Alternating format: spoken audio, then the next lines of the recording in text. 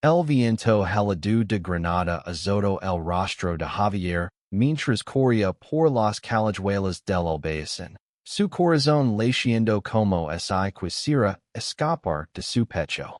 No podía detenerse, no ahora, no cuando había visto el mensaje en su teléfono. Lo siento, Javi, no puedo seguir con esto.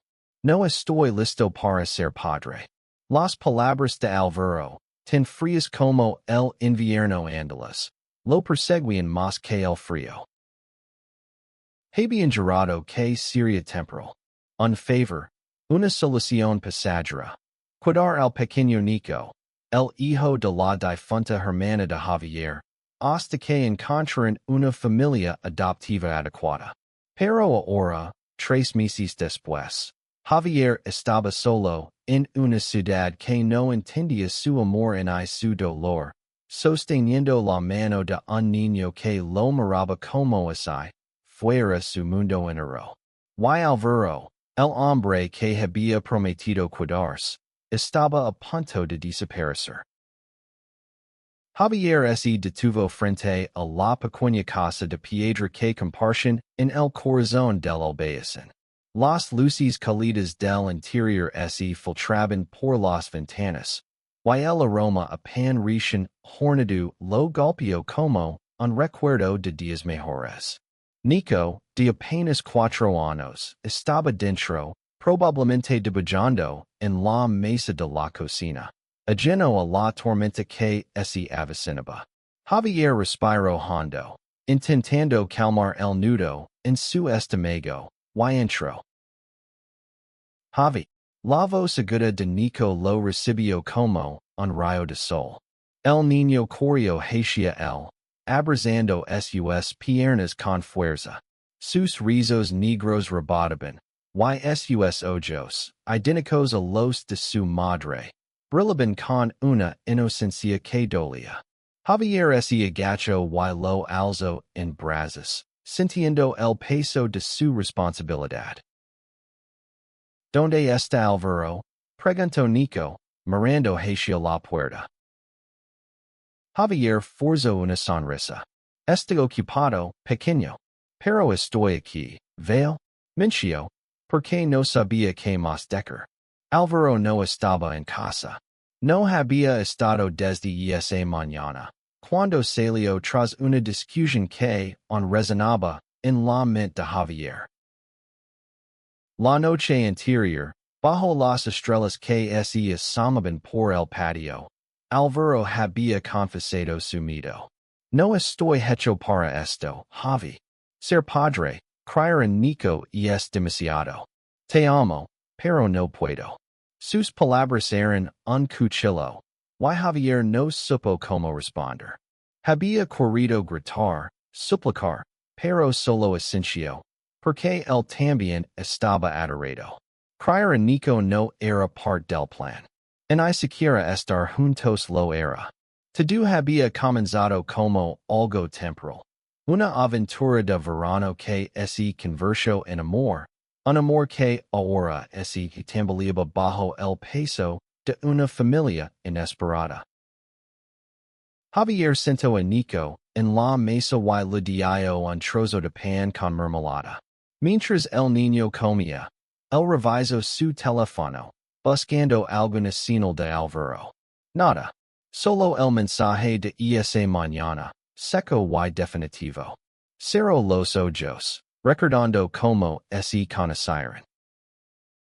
Fue en Málaga, 2 años atrás, en una noche de verano en la playa de la Malagueta.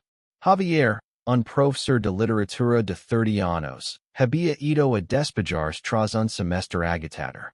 Alvaro, un artista callejero de 26, pintaba murales en el paseo marítimo, su risa tan vibrante como los colores de su obra. Se encontraron por casualidad, compartiendo una cerveza bajo las estrellas, y lo que empezó como un flirteo se convirtió en una relación que ninguno esperaba. Pero ahora, en Granada, con un niño en sus vidas, todo parecía desmoronarse. El tambor sonó. Sacando a Javier de sus pensamientos. Su corazón dio un vuelco. Alvaro. Corrió a la puerta. Pero era Carmen, la trabajadora social asignada, al caso de Nico. Su expresión era seria, como siempre. Javier, tenemos que hablar. Dijo, entrando sin esperar invitación.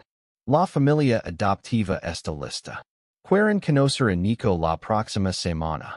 El mundo de Javier se detuvo. Había sabido que este momento llegaría, pero no estaba preparado. Nico era de su hermana, de su sangre, y aunque al principio solo quería cumplir con su deber, ahora no podía imaginar su vida sin él. Ysi yo quiero cuidármelo. Preguntó, su voz temblorosa. Carmen lo miró con sorpresa. Tú, Javier, sabes que el preciso y es complicado, especialmente bueno, siendo quien eres. No lo dijo, pero Javier entendió. Ser gay en una ciudad tradicional como Granada no era fácil, y adoptar como hombre soltero, on menos. No estoy solo, mintió Javier, aferrándose a la esperanza de que Alvaro regresara. Alvaro y yo lo estamos intentando. Carmen suspiró. Necesito pruebas de estabilidad, Javier. Una relación sólida, un hogar estable. Si no, Nico irá con la otra familia. Y esa noche, después de que Carmen se fue y Nico se durmió, Javier se sentó en el sofá, mirando una foto de él y Alvaro en la playa. Sus sonrisas parecían de otra vida. Tomó el teléfono y escribió un mensaje. Por favor, Alvaro. Vuelve. No puedo hacer esto sin ti. El sol apenas disponible cuando Javier despertó con el sonido de la puerta principal. Se levantó del sofá, con el cuerpo entumecido, y vio a Alvaro de pie en el umbral, con una mochila al hombro y los ojos rojos de no dormir. No dijo nada, solo lo miró, y Javier sintió que el air volvía a sus pulmones. Lo siento, susurró Alvaro, dejando caer la mochila. Me fui porque estaba asustado, pero no puedo dejar solo con esto. Javier quería gritar, abrazarlo, golpearlo, todo a la vez. Pero solo dio un paso hacia él y lo abrazó con fuerza, sintiendo el calor de su cuerpo contra el suyo. Juramos que sería temporal, dijo Javier, con la voz rota. Pero no lo es. Nico no es temporal. Y tú tampoco lo eres. Alvaro asintió, con lágrimas en los ojos. Lo sé. Estoy aquí, Javi. Vamos a intentarlo. Y esa mañana, mientras preparaban el desayuno para Nico, Javier sintió algo que no había sentido en meses: esperanza. No sabía si podrían convencer a Carmen. En isi estaban listos para ser padres, pero por primera vez, no se sintió solo. Los días siguientes fueron un torbellino de emociones. Javier y Alvaro se esforzaron por mostrar a Carmen que podían ser un hogar estable para Nico. Limpiaron la casa, organizaron horarios para el niño, y hasta asistieron a talleres para padres adoptivos en el Centro Comunitario de Granada. Pero la sombra de la duda seguía allí, susurrando en los momentos de silencio. ¿Estaban listos? ¿Podrían superar los prejuicios de una sociedad que no siempre los aceptaba? Alvaro, siempre el más optimista, intentaba mantener el ánimo. Una tarde, mientras pintaba con Nico en el patio, le dijo a Javier: Mira, Javi, este pequeño tiene más talento que yo. Míralo, es un artista. Nico reía, con pintura azul manchando sus mejillas, y por un momento, todo parecía perfecto. Pero la perfección no duraba. Una noche, mientras cenaban, Nico preguntó: Por que mi mama no esto aquí? La pregunta fue un golpe. Javier se quedó congelado, incapaz de responder. Alvaro, con su voz suave, tomó la mano del niño. Tu mamá te quería mucho, Nico. Ahora está en el cielo. Pero nos dejó a nosotros para cuidar. Javier sintió un nudo en la garganta. Alvaro siempre había sido mejor con las palabras, con las emociones. Pero también sabía que Alvaro dudaba, que una parte él seguía luchando contra el peso de la responsabilidad. La siguiente reunión con Carmen fue tensa. Ella revisó cada detalle de sus vidas, sus trabajos, sus finanzas, su relación. Usted son una pareja no convencional. Dijo, con cuidado de no ofender. Eso no es un problema para mí. Pero el juez puede verlo diferente. Necesitan demostrar que esto es permanente. Permanente. La palabra resonaba en la mente de Javier. El y Alvaro nunca habían hablado de matrimonio, de un futuro más allá del presente. ¿Qué significaba permanente para ellos? Esa noche, mientras Nico dormía, Javier confrontó a Alvaro. ¿Esto es permanente para ti? Preguntó. Su voz baja pero firme. ¿Por qué no estás seguro? Necesito saberlo ahora. Alvaro lo miró. Sus ojos castaños linos de una mezcla de miedo y amor. No lo sé, Javi. Quiero estar aquí, pero ser padre, criar a Nico, enfrentarnos al mundo es mucho. Javier sintió que el suelo se desvanecía. Entonces, ¿qué? ¿Te vas otra vez? No. Dijo Alvaro rápidamente. No me voy. Pero necesito tiempo para entender esto. Para entender nosotros. El silencio entre ellos fue pesado, roto solo por el sonido del viento que entraba por la ventana. Javier quería creerlo, pero el miedo lo carcomía. Y Alvaro no podía cuidarse. Y Nico terminaba con extraños por su incapacidad de mantener a Alvaro a su lado. La semana siguiente, mientras pasaban por el Sacramento, Nico señaló una cueva donde un grupo de músicos tocaba flamenco. Mira, Javi, Alvaro puede pintar eso, exclamó, tirando de sus manos. Javier sonrió, pero su mente estaba en otro lado. La fecha para conocer a la familia adoptiva se acercaba, y no tenían una respuesta clara de Carmen. Esa noche, Alvaro sorprendió a Javier con una idea. Hagamos algo para Nico, dijo. Algo que le muestre que estamos aquí para cuidarnos. Juntos, decoraron el patio con luces y pintaron un mural en la pared. Un sol brillante con los nombres de los tres escritos en el centro. Nico, al verlo, corrió a abrazarlos, y por un momento, Javier sintió que eran una familia. Pero la realidad no tardó en golpear. Carmen llamó al día siguiente con noticias. La familia adoptiva había adelantado su visita. Vendrán mañana, dijo. Prepárense. Javier colgó el teléfono, con el corazón en un puño. Miró a Alvaro, que estaba llegando con Nico en el suelo. Mañana, susurró. Alvaro asintió, pero no dijo nada. La incertidumbre era un peso que ninguno podía ignorar. La mañana de la visita, Javier apenas durmió. Se levantó temprano, preparó el desayuno y vistió a Nico con su mejor ropa. Alvaro, por su parte, parecía más nervioso de lo habitual, paseando por la casa como un león enjaulado. Todo debía estar bien, le dijo Javier, aunque no estaba seguro de creerlo. Cuando la familia adoptiva llegó, Javier sintió que el aire se volvía denso. Eran una pareja joven, Ana y Miguel, ambos de Sevilla, con sonrisas amables pero distantes. Nico, Tímido al principio, ese escondió detrás de Javier, aferrándose a su pierna. Ana intentó acercarse, ofreciendo un juguete, pero Nico no lo tomó. Carmen observaba todo con atención, tomando notas. Son una familia estable, explicó. Tienen experiencia con niños y un hogar preparado para Nico.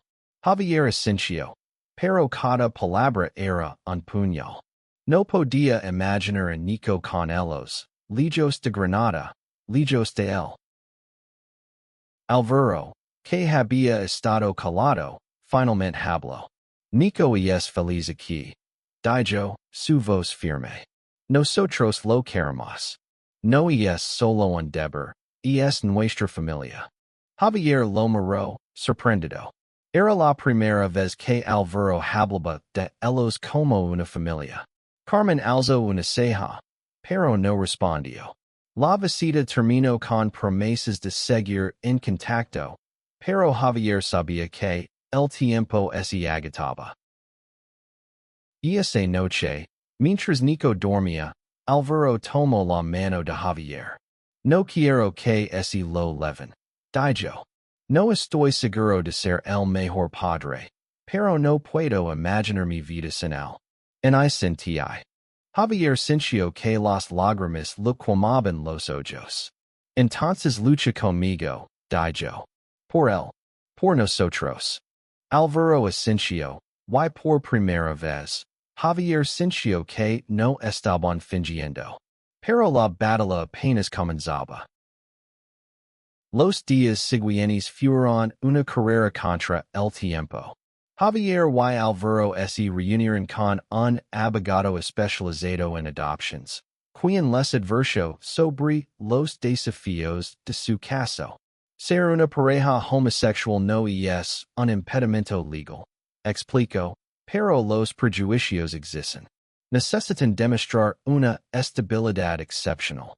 Javier dejó su trabajo como profesor temporal y buscó uno más estable en una escuela local. Álvaro, por su parte, comenzó a vender sus pinturas en el mercado, ganando algo de dinero para demostrar solvencia económica. Cada noche, exhaustos, se cenaban con Nico, contando cuentos o llegando hasta que el niño se dormía entre risas. Pero no todo era fácil.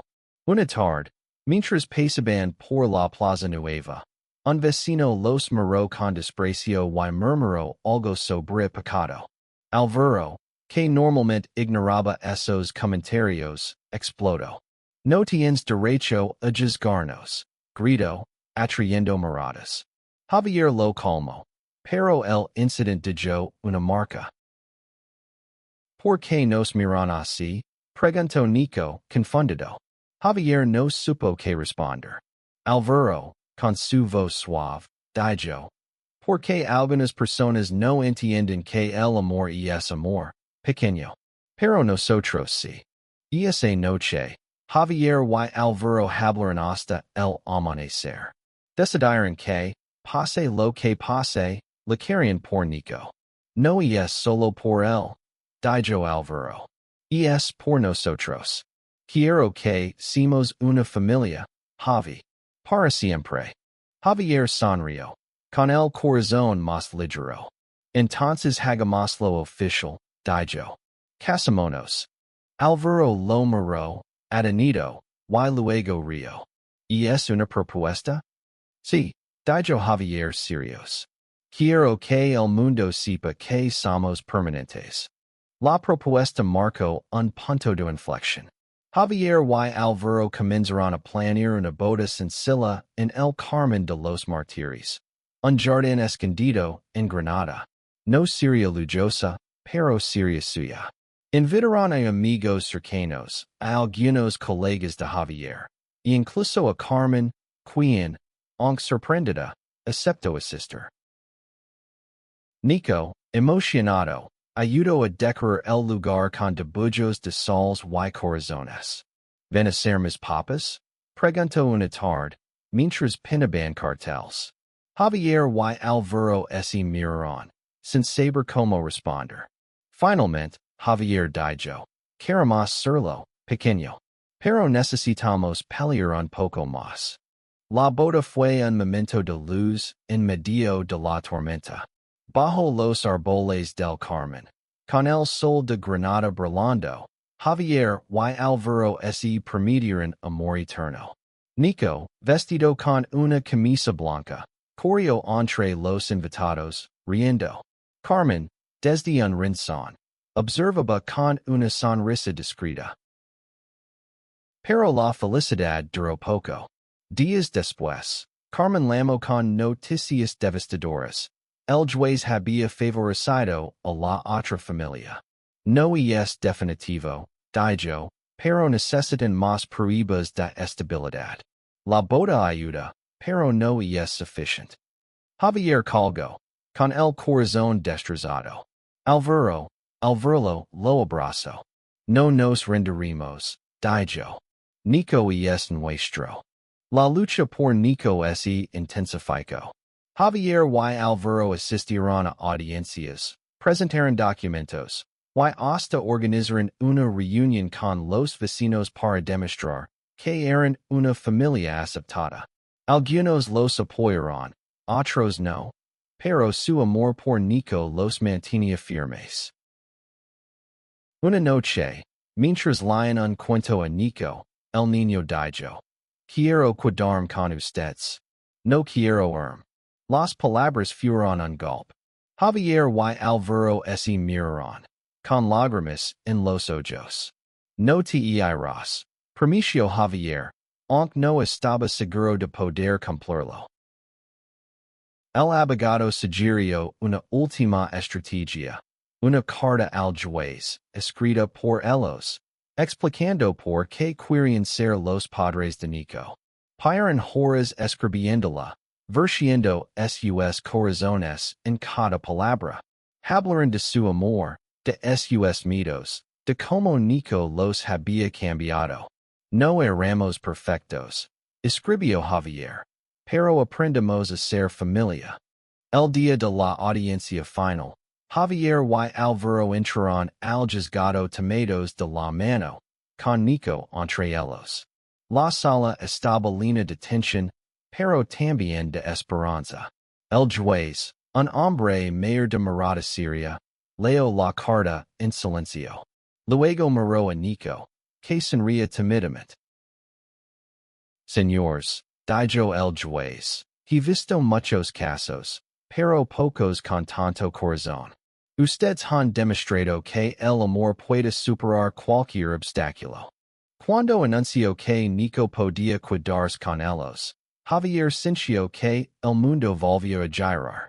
Alvaro lo abrazó, llorando, mientras Nico aplaudía sin entender del todo lo que pasaba. Esa noche, en su casa del Albayazín, celebraron con una cena sencilla.